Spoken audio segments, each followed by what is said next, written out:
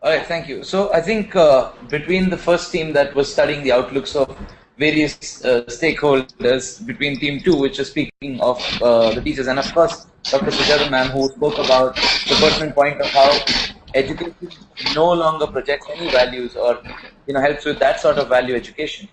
I think we got a good complete idea of the problem, because as team 2 was saying, if we only study education from a career oriented point of view, then we lose the plot. We kill creativity and any chance of innovation.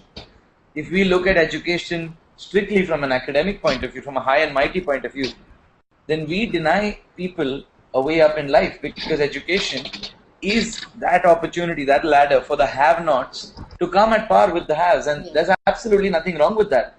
If somebody wants education to better his position in life, I don't see how we could argue with that.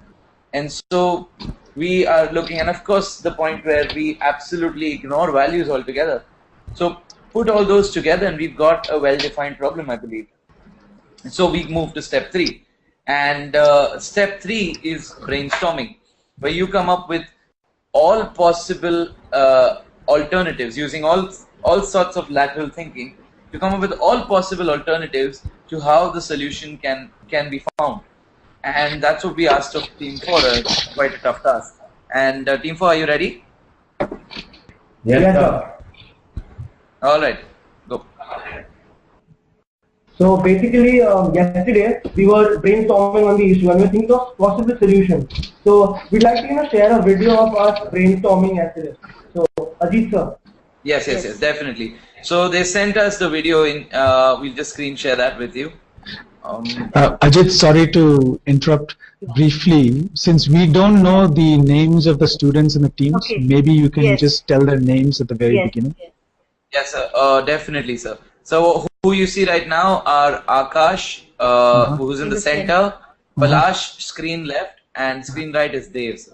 Pasham, screen left. And in fact, later on, as I type on the side, it would be good if you could just post the names and also the names. Yes, ma'am.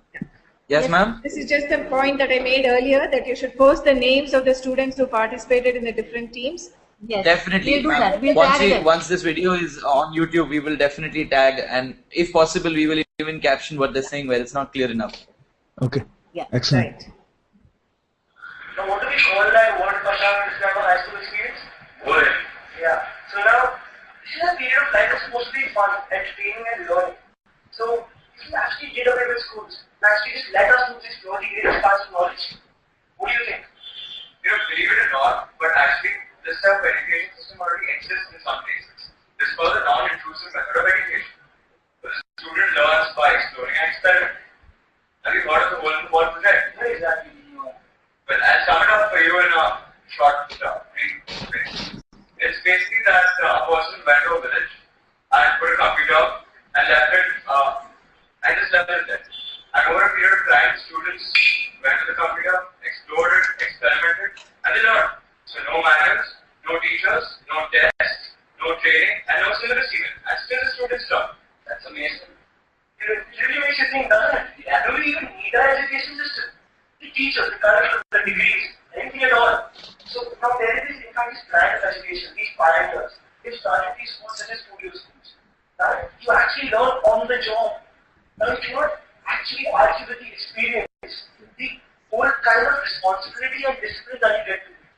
Yeah, I think that would even solve the problem about how expensive education is today.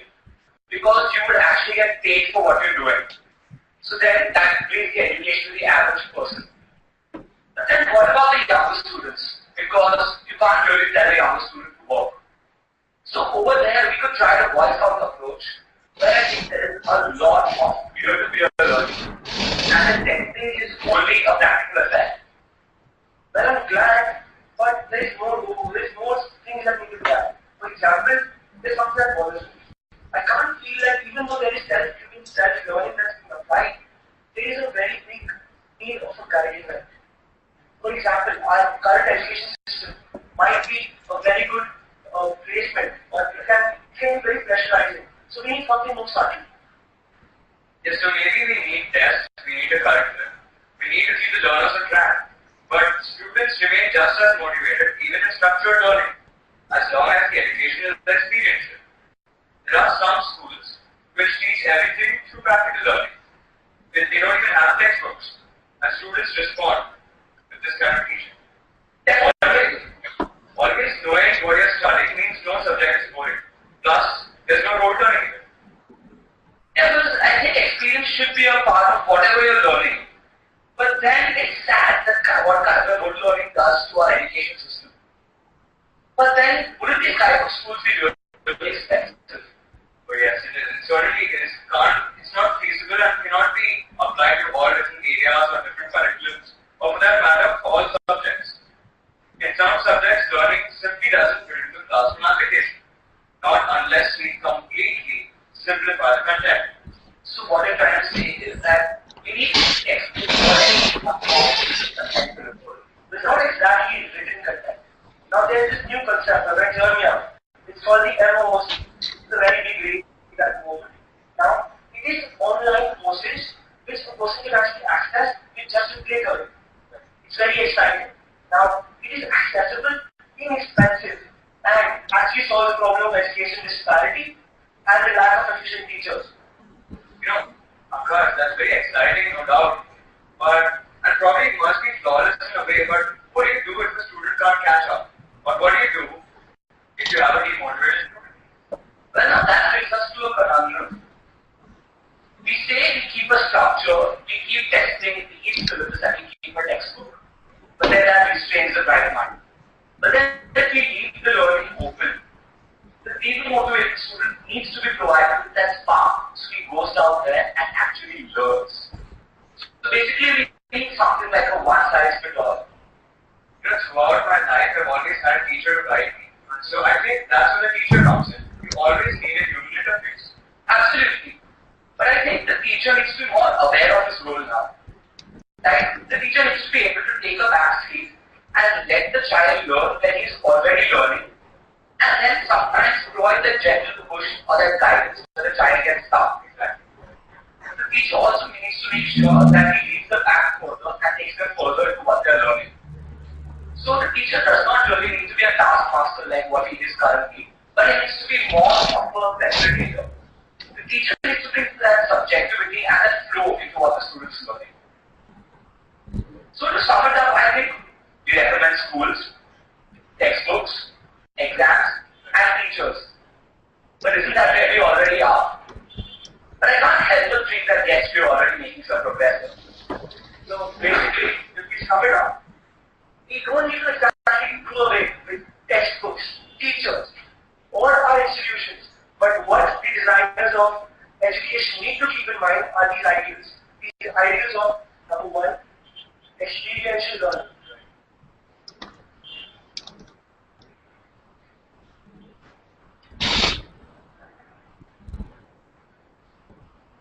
Number two, flexible education.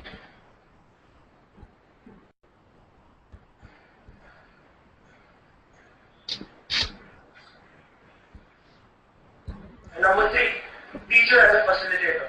Absolutely. Also, I think that the education you receive needs to be more self-paced to the students. So, self-paced learning, not only self-paced but also self-driven. Self-paced and self-driven learning. That's this point also. We need a blend of practical and abstract learning. Perfect. That has to be true. We need a practical to what we learn. So, I think basically that's what we feel are the drawbacks to the current education system. And we need to work on how we can go about trying to improve it. Right? That's all, folks. All right. So with these still on your screen, so these are the solutions offered by our students. Then experiential learning. But what they say then about that is that it should not just be practical or just abstract. It should be a blend of both those things, because too much abstraction makes people lose the plot. But sometimes too much practicality also does the same thing, because they know how to do it, they just don't know why. But I think the key point there would be the word blend. Everything they say speaks of removing the rigidity from education, but while still offering practical solutions as to how that can be done. By bringing in the teacher to fulfill that role. The teacher comes in to take rigidity out. Whenever the child needs it, the teacher provides the push. And when the child no longer requires it, the teacher takes a back seat. I think they did a good job defining that. Yeah. All right.